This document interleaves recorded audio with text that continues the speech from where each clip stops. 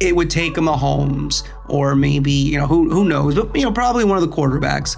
And years down the road, Aaron Rodgers would never get that kind of contract.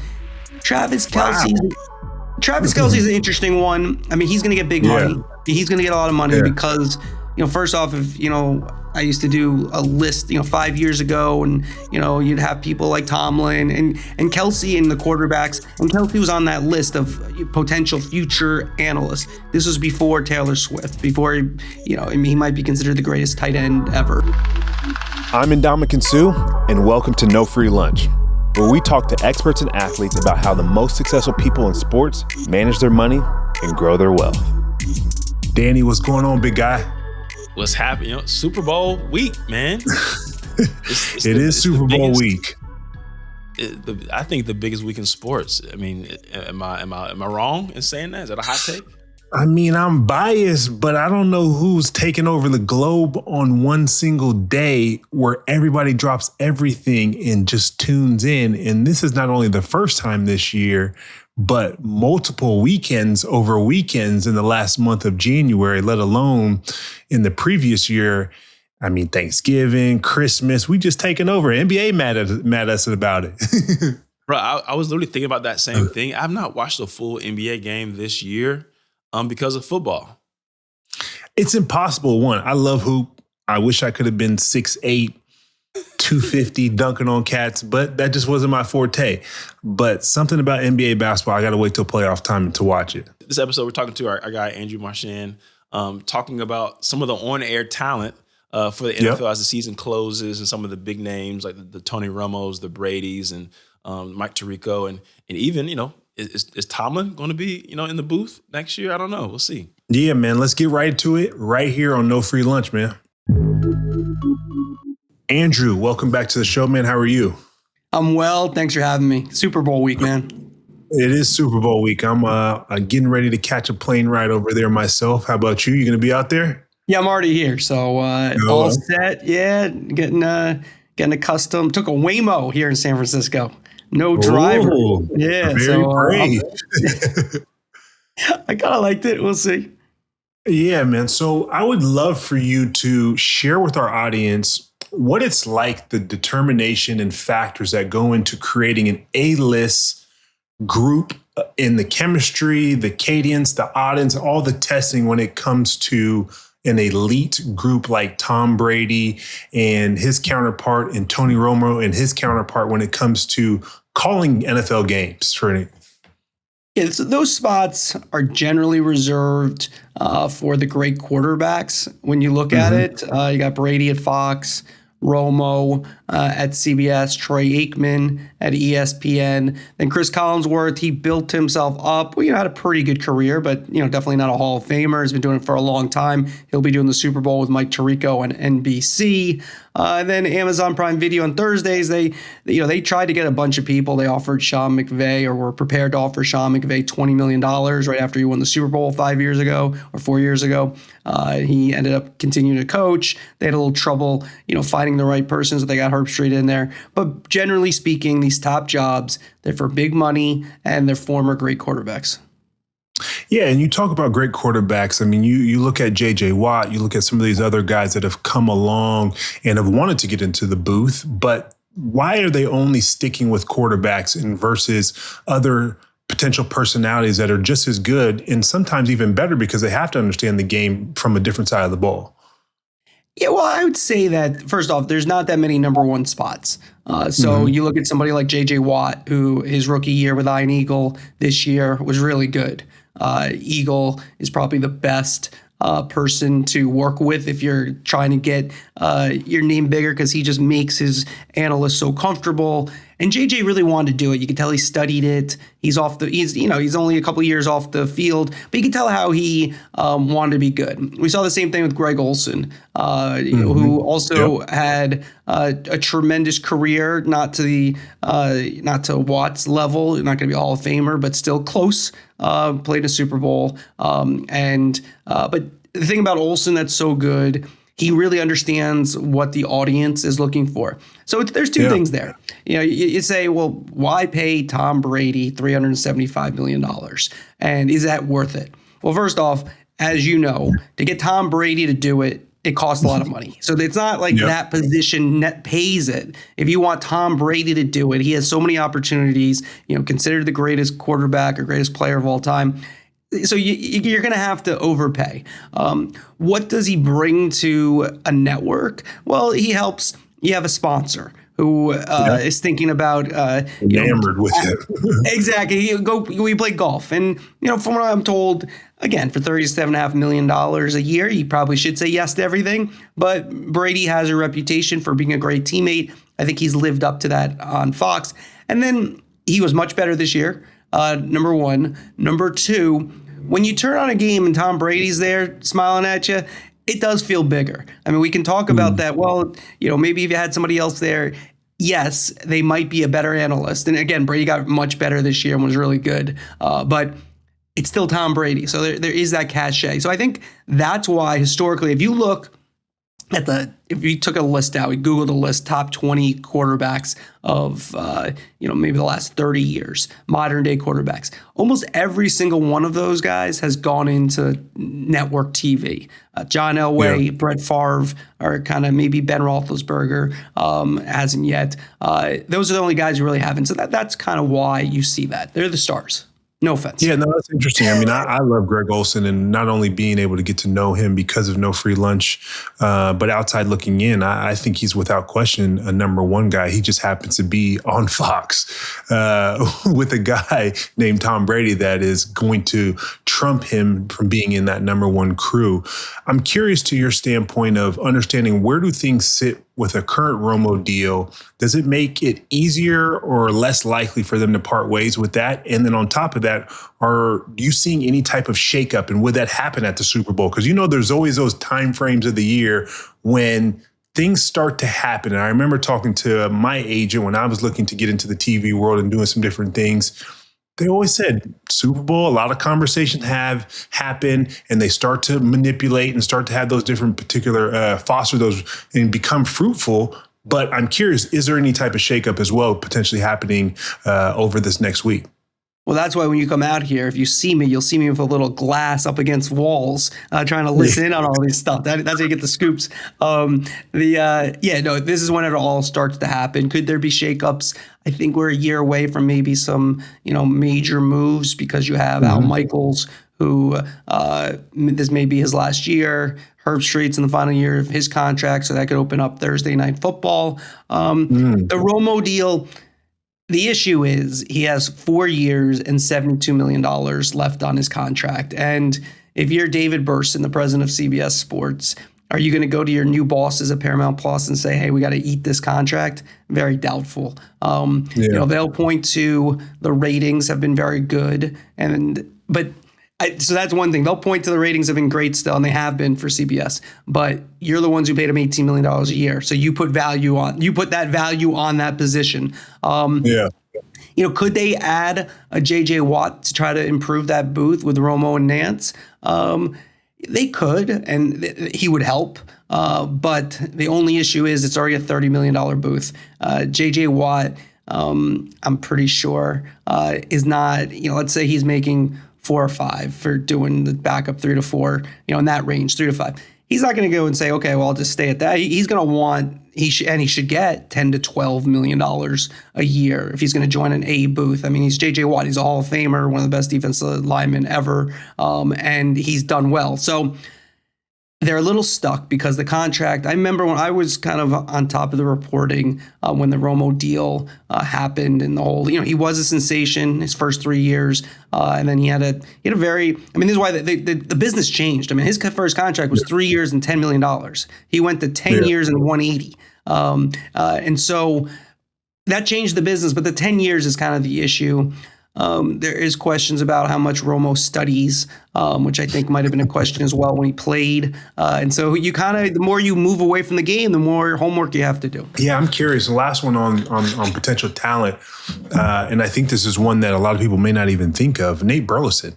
Where does he sit into a factor like that? Because one, he was an amazing teammate that I loved being in and around when we were together in Detroit. But even furthermore, we've talked a lot more outside of our playing days together, with him being on daily TV, being also on an analyst, and like his charisma and the way he is as a human being, like I would imagine people would gravitate towards that and would love to hear from him calling games.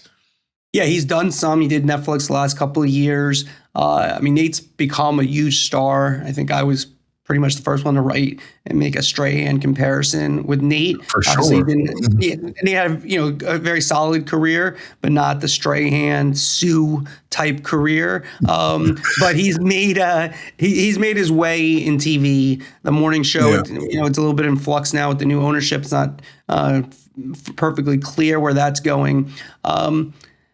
But yeah, I mean, look, he's a guy who's done some games, and could he be in a booth? Sure. I mean, that's, the thing is that's changed it also, is that if you're, guys left playing to become broadcasters. Boomer Esiason could have kept playing. He went to Monday Night for a year. He and Al Michaels didn't really get along, so it didn't last. And he's gone on to have a great broadcasting career for NFL Today for a long time, and in New York City radio at WFAN in the mornings. But so that's not unheard of. Jason Witten retired. He could, and then he came back to play, did Monday Night Football. So it's not unheard of. The money though now, for these guys, you got to really think about it, because even Greg Olsen, yes, you could say, well, he's getting a raw deal, but Fox did take their chance on Greg Olsen. They hired him before he was finished playing, said, you're going to be our number 2 guy. Then the Buck Aikman thing happened, and he called it a Super Bowl. He was making $10 million. $3 million a year for half a year. There's no practice. So you're not getting hit. So, I mean, it's pretty good. Well, I was never getting hit. I was hitting people, but you were always hitting people. That's another story. But I'm curious. My point being is that to make that $3 million, and you guys, the star players in the NFL, it's a little bit, as you know, misunderstood. I mean, you got to be to make the big money that life changing they have for the rest of your life. You got to have a career. It's not 3-4 years, which is what most guys stay in the league. You got to do other things to make money after your career, as opposed to big stars who leave the game with close to $100 million or more. That's the difference. So talking about the improvements in a Romo, a Greg Olsen, and Tom Brady, even you mentioned this year, has had, and he's gone into his methodology of finding a process to make himself elite and separate himself from the pack. What was that process like, in that? How did that performance come to on air this past year, in your opinion?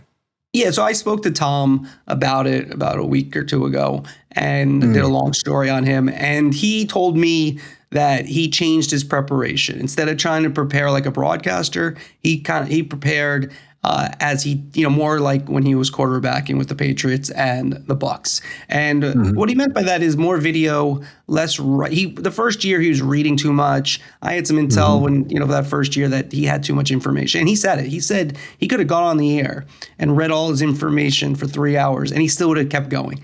And when you think about it, if you hire Tom Brady, what do you want? You want to get inside Tom Brady's head. You don't want him to have some opinion that he read. But the thing is that I always say, and I think it's very true, and you could speak to it, players don't dream of calling Super Bowls. They dream of playing in Super Bowls. They don't dream about broadcasting for, some guys look at it and are interested in it, but they don't necessarily study it. Like, I think Olsen's a little different. He studied it. Nate, I think, a little different, started studying it as a player. And maybe because, again, Greg was a superior player to Nate, but maybe not Hall of Fame. They had to really kind of think maybe a little bit more about post playing. I think that there's a learning process that goes into it. I asked Tom, had he ever? I maybe asked Kevin Burkhardt, his partner, had he ever watched the game from that angle, from the press box angle? And the answer is no. There's no reason as a player to watch from that angle. You might watch the all 22 on film, but. So there's a lot of stuff to learn, and if you look, it takes some reps. And when you go into that number 1 spot, it's a blessing and a curse. Like, I think JJ Watt it's kind of an advantage to be in that number 2 booth. And I don't think he'll do it forever. He'll want to be a number 1. He sees where the money is for that. But it's competitive. Mike Tomlin's just left the Steelers. Sean McVay is always out there if he ever stops coaching. Travis Kelce is someone to watch if he doesn't continue playing at some point. So it's competitive. The number one spots now pay so much money. They pay with players. I mean, some of these guys, Troy Aikman, Tony Romo, and Tom Brady are making more than some coaches, head coaches. I mean, that's kind of crazy when you think about it.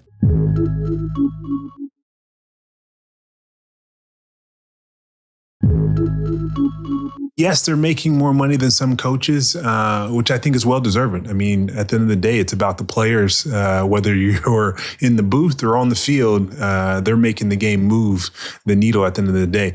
I'm curious, do you think there will ever be a deal that will rival Tom Brady's deal, being that it's 10 for $375 million? So you look at it and you extrapolate out, and let's say Patrick Mahomes one day wants to get into it.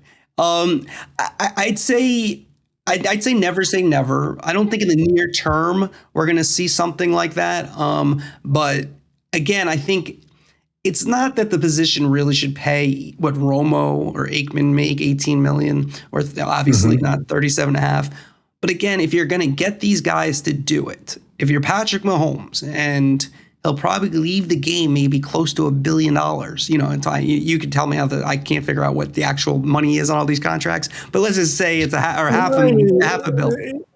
I mean, if you're paying him $500 million, it's just cut it in half, 275. All right, so or 250. Excuse me. All right, so let's say it's 250. Okay, but he still got this contract. I think he probably got another 10 years, so whatever. Let's just say he 250, 500, whatever. It's all, his collective earnings. His collective earnings is $1 billion in his entire career. He will leave the game on the safe side between 450 and 500 million. Okay, so if he has that in the bank, and what's his wife's name? Brittany. That's right. Brittany.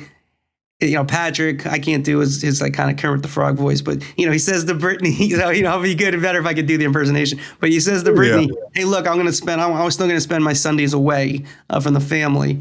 She might be like, "Nah, we've done this," or maybe he doesn't want to do it, or maybe he does. Who knows? But the point being is that when you got $500 million in the bank, and here's the other thing that people get wrong. I know you've been around it.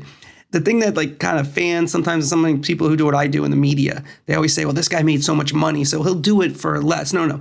The way it works is people who make a lot of money, they're used to making a lot of money and expect to make a lot of money. So it's not, there's no discount. I mean, again, every once in a while you'll get a discount, but he doesn't need to do it.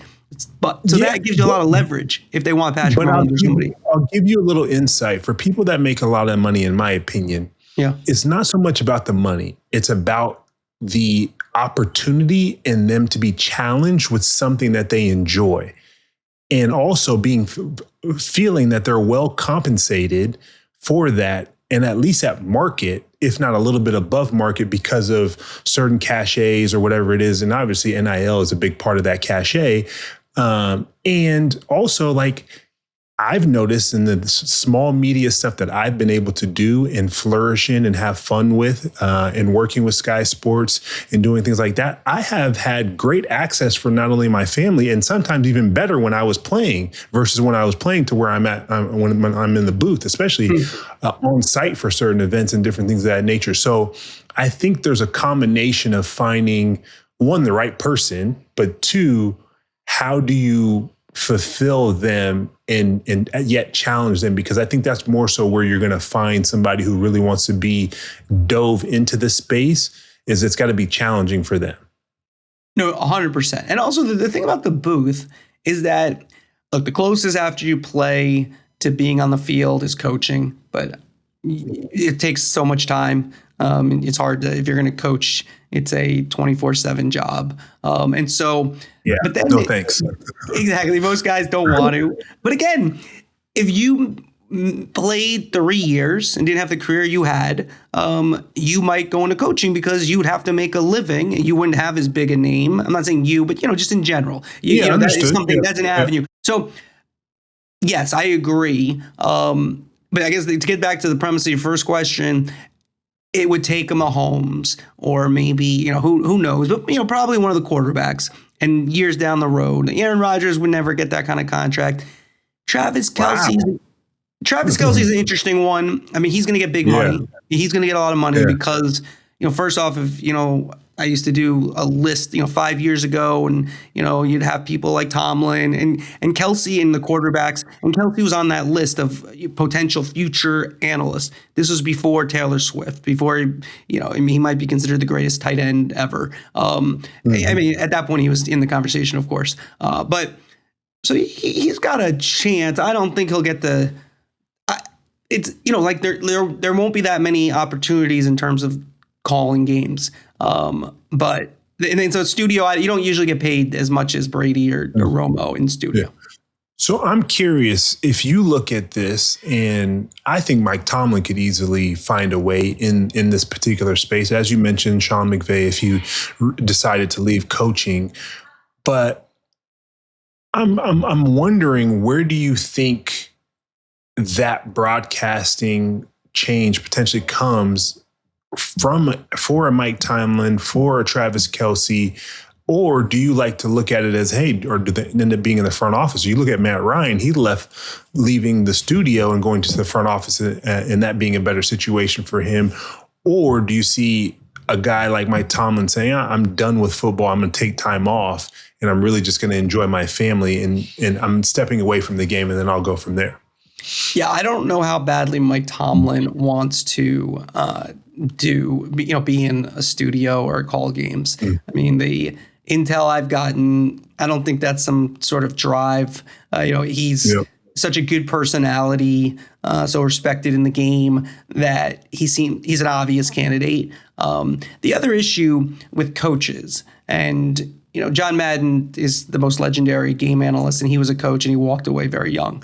But the problem for networks and platforms with coaches is that they could easily turn around a year after you hire them and go back to coaching, right, no matter what they say. Players, we've seen players return. I talked about Witten. We know how Brady went back and forth and played forever. But in general, they're done. And so that makes it a little bit simpler. Tomlin, Fox makes a lot of sense. Jimmy Johnson was the longtime coach on that show. And so, you put Tomlin in there. He's tight with Jay Glazer. Makes a lot of sense. So I don't know. If I'm Mike Tomlin, again, I don't know. I actually, the only team I can still root for, I grew up a Steeler fan. I'm still a Steeler fan. So I love Tomlin. But I'm not sure he necessarily wants to do it. Like, I don't get that sense. I don't want to put words in his mouth, but I think, I don't want to say he would call the media the enemy, kind of jokingly, or the dark side. The dark side, that's what he called it, the dark side. And so does he want to go to the dark side? And I think he could be really good, but you also have to want to do it. That's a big part of it. Like you talk about Olsen, you talk about Burleson. They've wanted to do it. And that, if you want to be good at something, you got to have that passion. You can't just do it. And then let me say this. If I'm Mike Tomlin, though, and they say, hey, I'll give you a check for $10 million. You got to show up on Sundays for 5 months a year. That's kind of hard to turn down. Now, I'm not saying he might. I mean, he made plenty of money as a Steeler coach, so it'll be interesting to see how that turns out. No, it'll be definitely interesting. I'm excited to get to SF, see where things start to roll out and come to fruition. But this has been great, Andrew. I appreciate you joining No Free Lunch, and I'm sure we'll talk here again soon. Great, thanks, man. The information provided on this podcast is for informational purposes only and should not be considered financial or legal advice. Always consult with a qualified financial and or legal professionals before making any legal or financial decisions or investments. Make sure you like, comment, subscribe to No Free Lunch on Apple, Spotify, or YouTube, or wherever you get your podcasts.